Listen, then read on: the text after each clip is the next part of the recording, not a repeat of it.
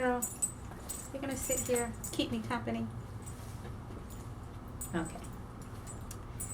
Hello and welcome to the Stitching Over the Days podcast. This is episode 19 and my name is Constance. I want to thank any returning viewers and also I want to thank any new viewers for taking moments out of your day to hear all about my sewing, knitting, and crochet adventures. Also, recently I received an influx of new viewers because I was featured on the Fruity Knitting podcast on the segment Knitters of the World, and that was just a truly amazing experience. It was a bit nerve-wracking because, I started like overthinking and second-guessing all that I said and did, but the response has just been truly amazing. The kind words and the letters, no, not letters, but messages I received, they just all been simply amazing. And I don't have enough words to express my gratitude, so I'll simply say thank you. You can find me on Instagram and Ravelry as cleocmc, that's CLEOCMC. And recently I started a Ravelry group. Quite a few episodes back, someone asked if I would start a Ravelry group, and I finally got to it. And I'm sorry for such a long delay, but the Ravelry group is Stitching Over the Days, and there's only 2 threads, and the threads are simply an introduction. And also I start a thread for topics that you may want to suggest for future episodes. But also I think that I have the function set up to where you can feel free to open new threads. There's no limit. I just ask that in that space we're just kind and open to one another, and I think it's going to be great fun. So I also have a blog where I keep the show notes, yarningoverthedays.wordpress.com. So we're going to get started. I actually only have one finished object today, so I figured I'd bring my little friend with me to Ravi, and I'll see how she does. This is the first time she would have sat on my entire lap for the podcast, but I think she'll do fine. Let's hope so. And so I'm going to share my finished object with you. I have a revamped item, and I also have quite a few works in progress, which is not typical for me. And then we'll move into the treasure from the archive, and I'll share some of my recent new goodies that I've added to my stash. So let's get started. Okay, let me put my number down. I have a lap full of dogs. Okay, so no, Sarabi, this is not for you. I finished my Winthrop cardigan. Yay! I showed you the progress that I was making on it last episode, and this is the Winthrop cardigan by Andy Satulin, and I absolutely love it. I must admit that I wore it 3 times. Yes, 3 times last week alone. I knew I would get a lot of wear out of it. And I wore it on Monday, Tuesday, and also on Friday. And it just matches so many of my dresses. I just think the color is perfect. I think I even wore it with the dress that I'm wearing today, even though you can't see it because I'm wearing a vest over it. And Robbie, stop. Settle down. And so it's really just quite lovely. I love the crew neck and the lace details. And I'll just get into some of the modifications I made. On the pattern, there was a twisted rib feature on the wristbands and also on the bottom band. And the pattern had a garter stitch ribbing suggested, but I wasn't too keen on the garter stitch ribbing, and I saw a version by Tassadit Knits, that's her name on Ravelry, and her version, she used twisted rib on the neck band and also the button band, and I thought it looked so nice, very nice. And I also just loved the color of hers. So I went for a similar color, and I also did the twisted ribbon. So you can say I was definitely very inspired by her version. And so I tried to follow her instructions though because we both made the same size. And so I tried to follow her instructions for casting on the same amount. But for some reason, I was like, why is it when I cast on, she suggested casting on 91 stitches, but I think the pattern suggests like 75 or something. But I did the 91, but mine, it was too many stitches, and my button band was coming to be quite wavy. It was just too many stitches for the yeah, it was too many stitches for the button band.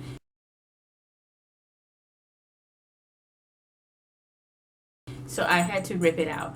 And then I cast on the suggested amount. And then I figured out what was going on. Tacit, her name is Tacit Knits on Ravelry, but I'll just say Sarah from here on. And if she's watching, hello. But Sarah, she did the twisted rib in the way that I typically would do the twisted rib, which was you would go through the back loop of each stitch, the knit and the purl stitches. But I noticed that with this pattern, it went through the back loop of every other stitch. And so that made it a bit stretchier. Whereas the classic twisted rib, going through the back loop of the knit and purl stitches, gives you a tighter gauge. Is that what I'm trying to say? But it gives you a tighter fabric. And so I instead, once I ripped out the button band, I went back and I did the I went through the back loop only of every other stitch, and like it was done on the wrist and button band, and it turned out perfectly, and it turned out really neatly, and I'm so happy about it. I'm going to pull up my Ravelry just to make sure I told you all of the details. I will say that I made the size extra small, and the yarn was Knit Picks Wool of the Andes in Forest Heather. I really, really love Knit Picks Wool of the Andes. Not Wool of the Andes, but it is Knit Picks Wool of the Andes, but it's Knit Picks Wool of the Andes tweed. And so I think that's it. Let me make sure. Yes, and also on my Ravelry page, I did, just in case anyone wanted to know, or if I revisit this pattern, because I am known to remake or redo patterns. I put my detailed notes in my Ravelry page, like the cast on number and all of those things. So in case I recreate the pattern, I'll remember what I did, and then it'll turn out just as nice. Yeah, I'm so happy with it. And I actually was looking at episodes of Little Bobbins, and I like how she would do footage of trying on the garments, and then she'll just insert it in later. And so I did that because I just thought that is very convenient, instead of me trying to try it on and twirl around in this space and not knock over the camera. And so I recorded some footage of myself wearing the cardigan, and also footage, extra pictures of the cardigan. And so I will insert that here.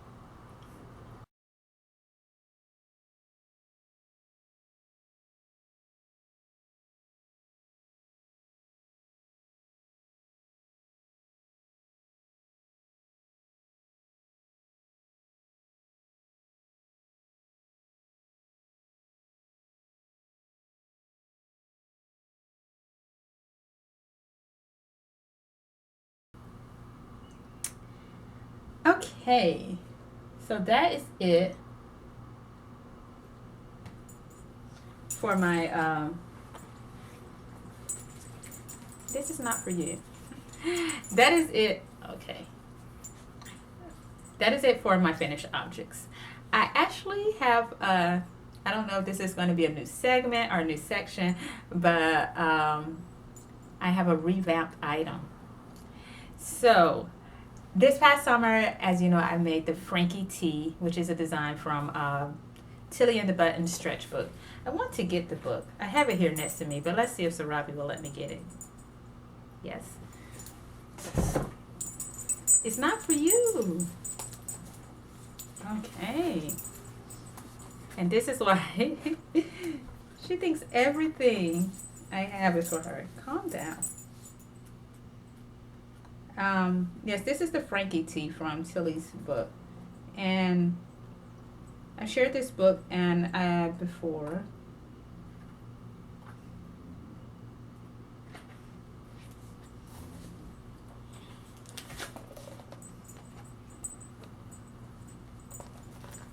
So that's the pattern. And I made two versions of this, pretty much with scrap Ponte de Roma fabric that I had.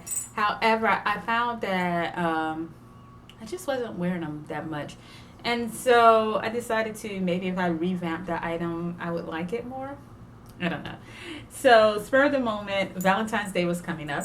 I went and purchased some, I purchased some letters from Joann's. And it smells love.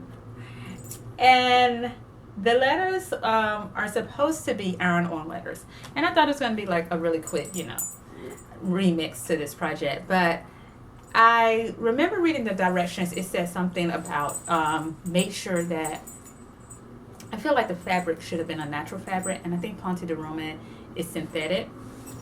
And so it wouldn't iron on. And I was like, oh no. So I used this product, E6000, and this is the product that I used when I made my, what you call it? It's not for you. When I made the,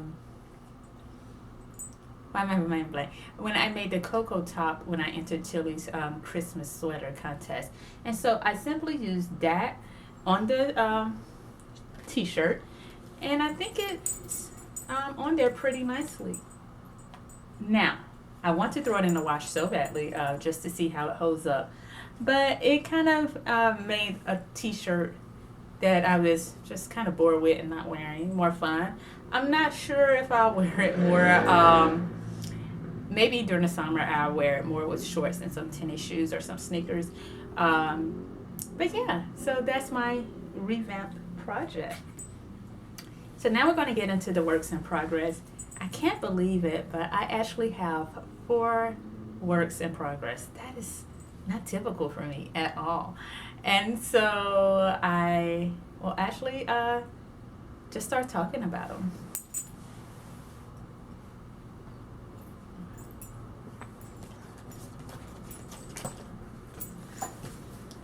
So I've been in Colombia. No. No? Oh, don't fall. So I've been in Columbia, South Carolina, no Sarabi, for about 2 years, over 2 years now. And I had not visited the local yarn shop. Yeah. And so someone reached out to me. She saw me on the Fruity Knitting segment, and she suggested that I stop by the yarn shop. And I didn't know when I would have a chance to do so. But then Friday I had a break, and I just been doing a lot of writing. And so I had a break, and I decided this would be the best day to actually go. So I went and I looked around, and it was really nice and lovely. And I figured I've always wanted hedgehog fiber soft yarn. Like, I think it's absolutely beautiful, the pictures I see online. And when I saw it in person, it was just even better. And so I purchased some hedgehog fiber yarn, and I was going to make a pair of socks with it. And then someone reached out to me on Instagram, and they said the yarn is just too nice as to make it into a pair of socks that would be stuffed in your shoes or boots, and you should make a shawl. And she sent me a pattern of the shawl. Now the thing is, when I make shawls, I hardly ever wear them, and I was thinking, oh, I don't know if I'm going to do that. But then when I saw the pattern, I quite liked it, and I thought it looked really lovely. And so I actually went with that suggestion, and I cast on for the 3S shawl, and this is what I have so far. How lovely is that yarn? It's so beautiful. But I cast on for the 3S shawl, and it's a free pattern on Ravelry. And the color of this yarn is Salty Tails from Hedgehog Fibers. And so, as you can see, it's a simple garter stitch shawl, and it has that little eyelet detail, which is created with yarn overs in the center. And the designer had suggestions to randomly add in more like eyelet rows later on, and I think I'm going to add that in when I get further down into the shawl, because I would like the area that's going to cover my neck to be more so closed, and I have holes or openings in it. And so that's the pattern. I've been working on that while I've been in the library. That's the project that I now stuff into my book bag since I finished my Winthrop cardigan. But I must admit, it is kind of boring. I'm not really having a good time with it, but it is good for watching YouTube podcasts and looking at like TV or videos. It is perfect for that, but other than that, it is a boring project, and it's not one that I like reach for just because I think it's like so fun. But yeah, it's all right. It's all right project. I like, maybe when I get further into the pattern and I get away from that garter stitch, I'll enjoy it more. And when I start adding in those eyelet rows, and I also like the idea that she gave you an option for either a crochet edging or a picot edge bind off. And I've never done a picot edge bind off, so I think I'm going to try that because I do know how to crochet. So why not try a new technique? And I think that would be quite fun. But right now the project is just, you know, I love the yarn. I think it's really pretty, and I like looking at the yarn, but other than that, it's really not holding my interest at all.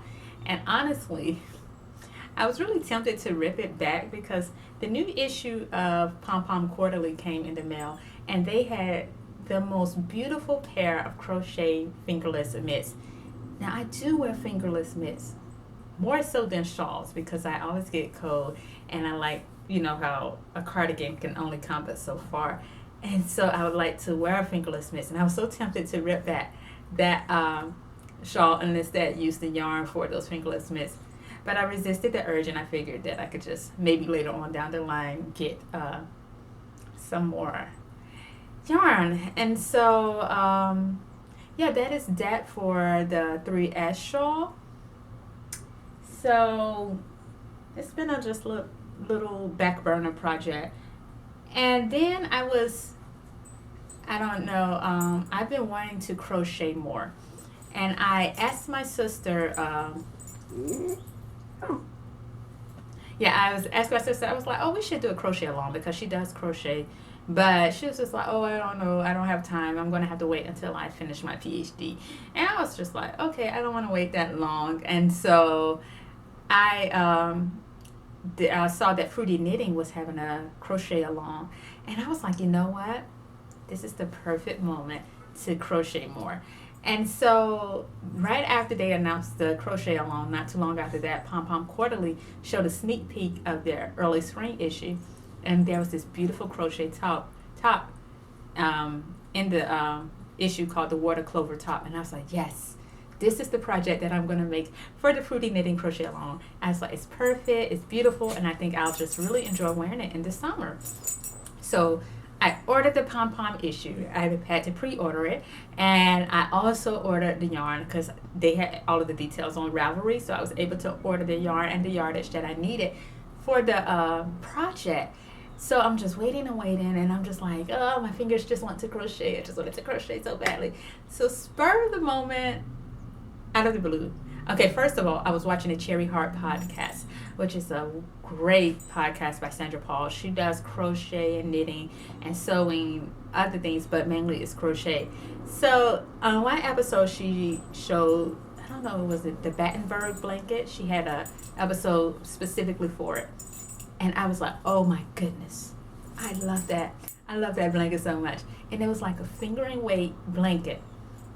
And it was made up of granny squares.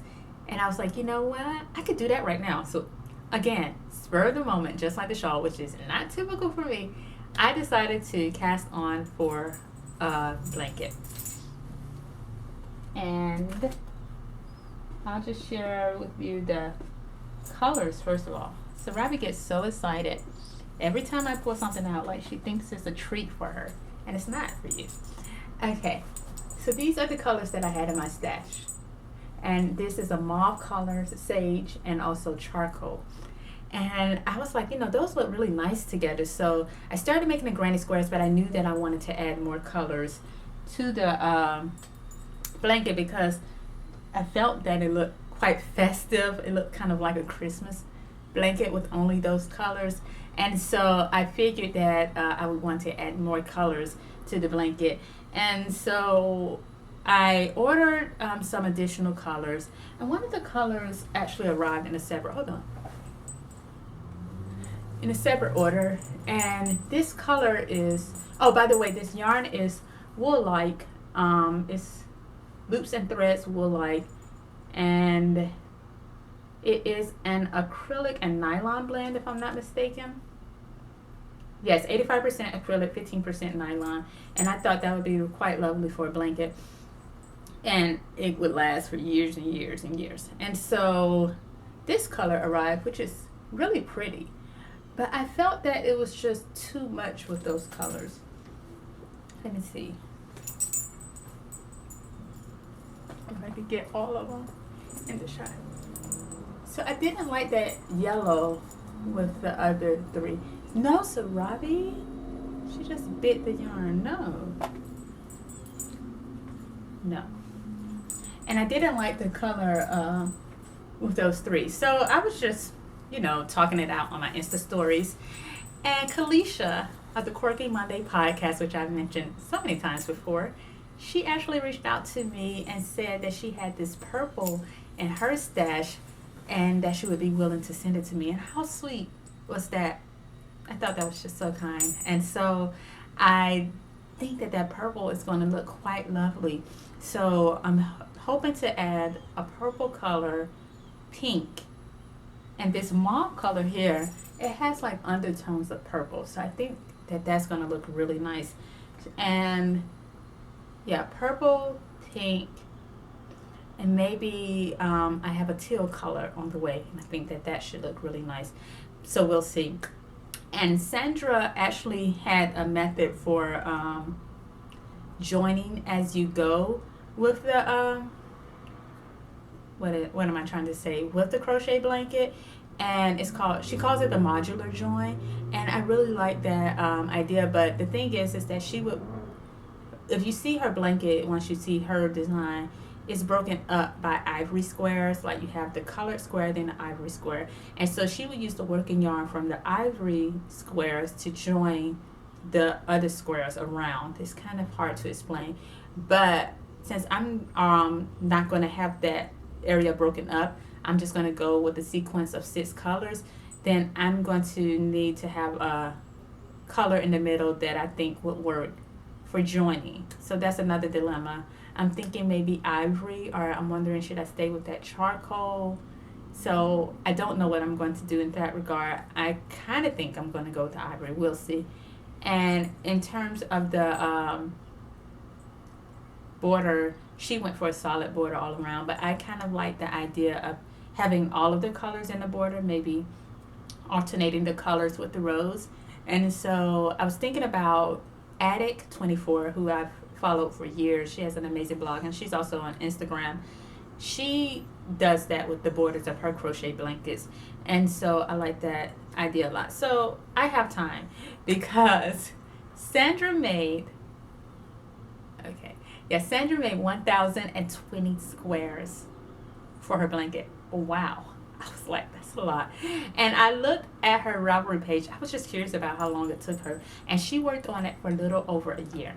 So I'm not trying to make 1,020 squares. I'm trying to make 900 squares to do 30 by 30. So I want the blanket to be large, but not as large as hers. She has a king size bed. I definitely don't have a king size. Her blanket would fit a king size bed. So I was like, I think 900 would be nice, because even when I upgrade to a larger bed, I still think that would look really nice on it. And so I decided to do that.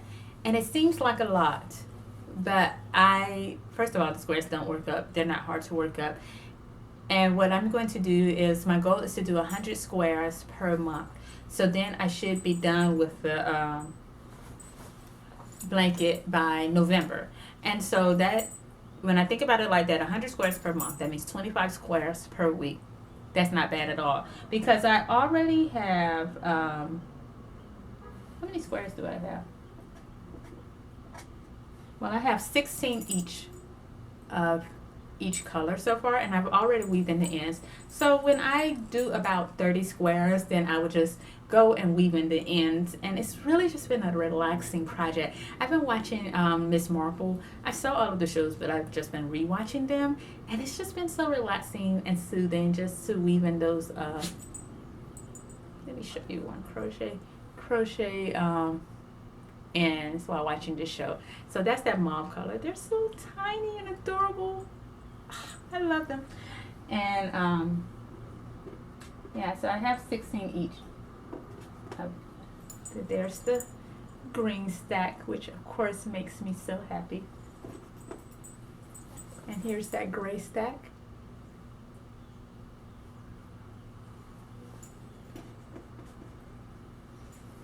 No sarabi. So there are all of the crochet squares that I have so far. I'm so ready, like so ready for these other colors to arrive, like, because I'm ready to start joining them up, because I created a detailed chart just to get a visual of how I want it to come together. I actually first, don't fall. I actually first drew a chart. Let me share it with you. Here. And I just colored it in with some colored pencils, and I did that the night that I just started to randomly make up the squares. And then I had time on my hand, and then I went in Excel and I created an actual document, which you can see the picture that I created in Excel on my Ravelry page, showing the layout of the colors. But I'm going to update that because I'm going to take out that kind of goldish color, and I want to replace it with the that purple to see how it looks. And I think the chart is going to help me, because with the modular join you can kind of get confused, especially since I'm doing it differently and I'm not having everything broken up by the white. So you can kind of well, I think I would get confused, so I need to refer to that chart so I can make sure that everything is in order, because if I do everything according to the chart, then I should get these beautiful diagonal lines of each color. And yeah, I think that's going to be just lovely. So yeah, that is the crochet blanket project, and I plan for that to be a year-long project. And the crochet along for, okay, it timed out. But as I was saying, the crochet along, it is a year-long crochet along. And so I figured since it's a year long, I have time to create this blanket, because as I've stated, if I do the squares, finish all of them by November, and mind you, I'm joining as I go with the squares, then I will have time to just do the border, and I think it's definitely doable. So yeah, that project is actually quite fun, and it's really relaxing, and I've been enjoying it.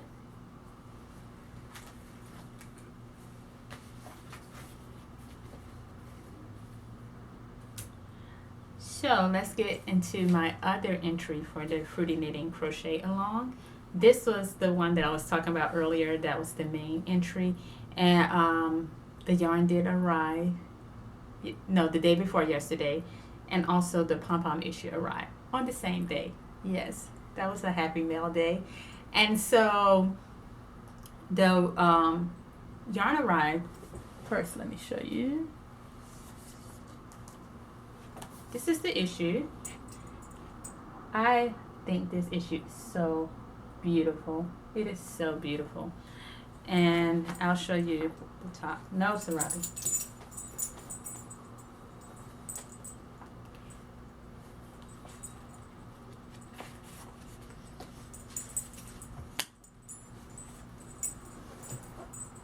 And this is the water clover top. And I think it's really, really lovely. I think I stated earlier that I went with the I went with the yarn that was used, that they suggested. And the yarn is Kelborn Woolens Mojave. I think that's how you pronounce it. And it is a sport weight yarn that's 60% cotton, 40% linen. And the shade that they used on the model is called Plum Brown, but I went for mauve. I think that's the color. Let me see.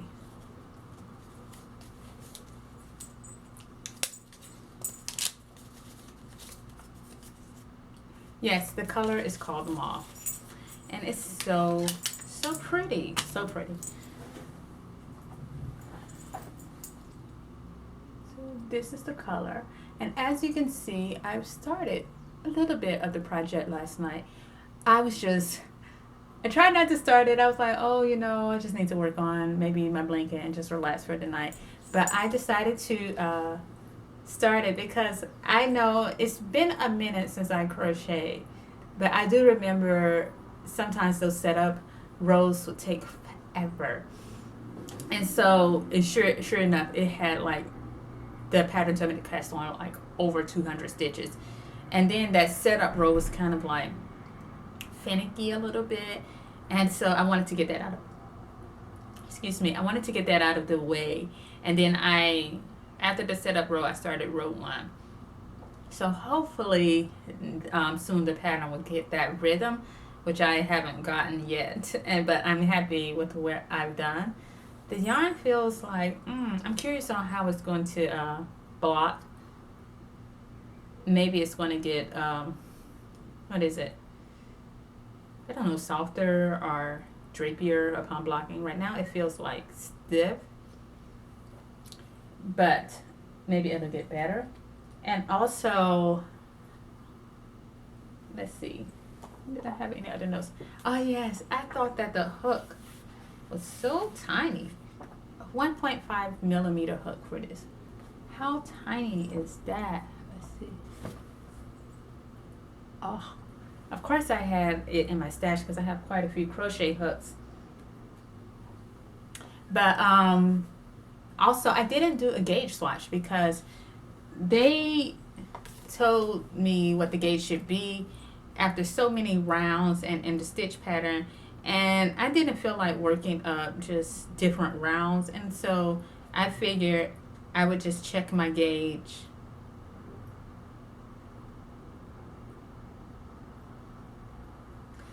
Oh yeah, well it said after it should be 28 stitches and 12 rows, and so I was just like, you know, I'll check my gauge as I go into the project. So I'm going to see where I'm at, and I'll see if I need to rip it back and if I have to go down after 12 rows, but I don't think so. So yeah, I didn't do a gauge, and so we'll see how it turns out. It looks like it's going to be a good size and fit, and that was the gauge they suggested before blocking. That's what they said. So that's not the gauge suggested after blocking. So yeah, I have been really excited for this project. I just thought it was so beautiful as soon as it came out. This issue has quite a few beautiful designs. I think I was even talking about the fingerless mitts that I really want to work up. Let me see if I can find a picture. And also, I'm definitely going to make that cover design, but I'm going to wait till it gets maybe to be fall or next winter. But this right here, oh, I love them. I love them so much. That is really, really nice. The Felix fingerless mitts. Yeah, I like that. It said that it also comes together really quickly, which I think that it would come together quickly. It is crochet. So that's a really lovely design. And so they had another crochet design. Yes, this issue featured a lot of crochet designs. But I don't think that this one is my style, but I think it's absolutely gorgeous. It looks like something my sister, my baby sister April would like. It looks like her style. So yeah, that is the status of my water clover top. So I'm curious about how far I'll get done by the next episode, and I'm excited to share it with you. So let's get into the project that is like my little baby that is just bringing me the most excitement, and that I'm just so pleased with my progress on it. And that is the Jane Seymour cardigan by Alistair Moore. No, so Robbie's still doing better. Usually when I would pick up anything, she thinks it's for her, but she didn't this time. I've shared this before, but I just wanted to share that image for any new viewers who were curious about the project and how it's supposed to look. So I shared in the previous episode that I had a schedule that I was going to follow. And I said that I was going to finish the back in January. I was going to finish the left front, no, the right front. Which one did I do first? No, I did the left front first in February, and then in March I was going to finish the right front. Well, we're now out of February. The last day is tomorrow, and I finished the left and the right front.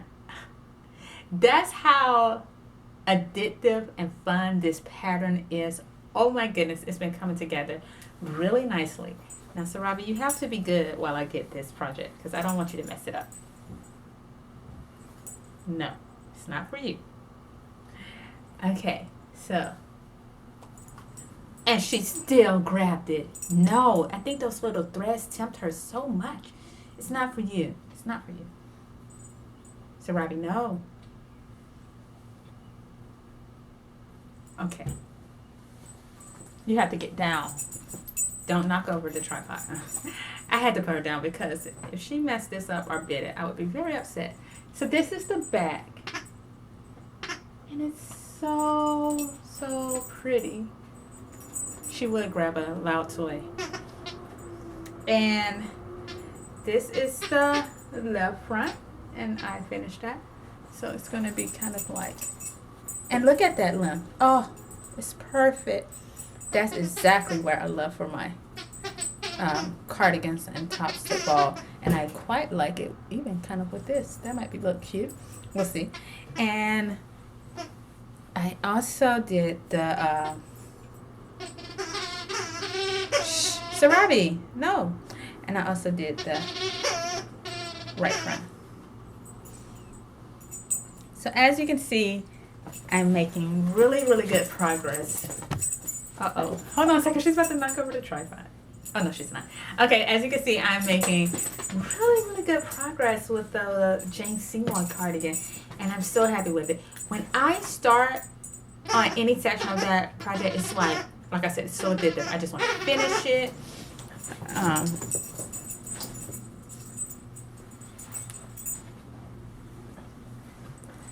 Yes, I just want to finish it, and I just want to do the next row. I just want to do another chart repeat.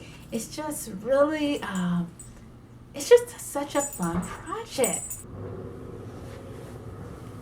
Yeah, I'm not going to cast on that sleeve until March 1st, because I know that usually when I start that project, I don't want to crochet or knit on anything else. I just want to work on that. And so I'm hoping to finish the sleeve by the end of March, and then I'll finish the other sleeve in April, and then I'll have all of the pieces, and it'll just be time for the finishing.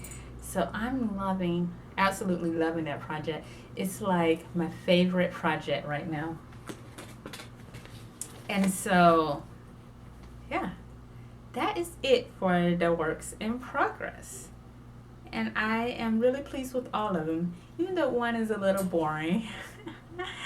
But I'm still really pleased. I think that I'll like the finished shawl after it's done.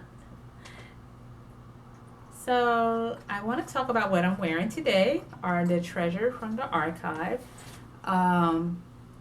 This is the nosegay vest, a design by Andy Sutherland. And I really love it. I think it's just so charming and so adorable. And it's this rose motif is worked with intarsia. And I remember when I worked up this project, I first was trying to be lazy about creating this motif. And I remember I did it with stranded color work instead of the intarsia like I should have done by creating little bobbins of color. And I learned my lesson, because when I did it with the stranded color work, of course, like, that means I was carrying over colors. For example, like this gold, it doesn't appear until this part. So I was carrying over that gold all the way over to here. And so it was becoming quite bunched up, and it was really ugly, I remember. And I was like, that's what I get for trying to do something. And so I had to rip it back, and then I went back and I did the motif using the bobbins with the intarsia. And I remember it came out so nice, so flat and so smooth, and then the flower was just so beautiful. And so I really like it. It's just, overall, it's a simple knit, and I can't remember the construction, but yeah, this is the nosegay vest. And I took notes, of course, on my Ravelry if you're curious about it. And I'm just actually wearing it over one of my Simplicity 244 dresses, you can see. And under that dress, I have my Freya top, because yeah, I'm just layered up today. It's kind of cloudy and gray outside. I think it's supposed to rain later on, and I'm supposed to go on campus to help administer a midterm exam. And so, and I need to check on the time to make sure I'm doing well with the time. And so, yeah, I really like this. So, the Treasures from the Archives. This dress is definitely an old favorite. This was the first corduroy dress that I made using Simplicity 2444, and it just made me want to make more. And of course, my Freya tops, which I've shared in a couple of episodes back, that are just really great layering pieces. And finally, I wanted to share some of the new goodies that I've acquired. And I really am surprised that I acquired 3 new sweaters worth of yarn, because I try not to have too much in my stash, because I don't know, for me, I start to feel overwhelmed if I have things just sitting there, like I need to get to it, and I'm just like, what am I supposed to do with that? And so I already actually have, for example, I have the yarn that's waiting for me to cast on for my Tessellate sweater, which is a design by Andy Stateland, and it's a part of my 2019 Make 9. So I have that yarn sitting up. I also have some Kumquat Heather yarn in Knit Picks palette, and that's waiting for me to create the lavender droplet jumper, which is a Susan Crawford design. So that's 2 projects already. So now I have added 3 additional projects, which, oh my goodness. Well, Will and the Gang, they were having a 60% off sale on their site some weeks back. And I've been eyeing the penny cardigan forever. Isn't that so beautiful? I mean, it is a gingham knit cardigan. That is amazing. And I love that mustard and white color that they have. But then I thought about it, and I was like, oh my goodness, I have my black and white loafers. I love pairing the combo of black and white. It's so classic. It's so dapper. It's just so lovely. So I went with a black and white scheme. And so the yarn is, the color is White Noise. And this yarn is Shiny Happy Cotton. So that's just white. And the other color is simply black. So, yeah, I'm really excited about this. I want to cast this project on sometime this summer. Not anytime soon. But I do hope to finish it before the summer is out so I can wear it in the summer, because it is a cotton yarn. So that's my recent purchase. I'm excited. I think that's going to be a fun project. And I looked at videos on their Insta stories about how to create that kind of gingham effect, and it's really simple. It's really simple. Yes. Also, this next yarn that I'm going to share with you is going to be a part of the Fruity Knitting Crochet Along. Yes, I'm entering 3 projects. So I'm entering 2 tops, the Water Clover top, the Aster top by Marie Wallen, which I'm about to share the yarn for that, and also the Batten Bird blanket. The Aster top by Marie Wallen is simply beautiful design. And I ordered the yarn. This yarn's color is Seashell. And it looks very similar to what the model is wearing. She's wearing this color is called wash linen, but this is different. And I thought that the design was so pretty. They did have this beautiful, oh, so much noise outside today. But anyway, they had this beautiful sage color, but as I've been really, really trying to make a concerted effort to just stay away from always getting green or even pink, because that's the other color that I would get after green. And that's what I did when I purchased that hedgehog fiber sock yarn. They had some beautiful green and pink shades. Oh, they were stunning. But I did good and I picked up that gray shade that had those flecks of color in it. Okay, back to this project.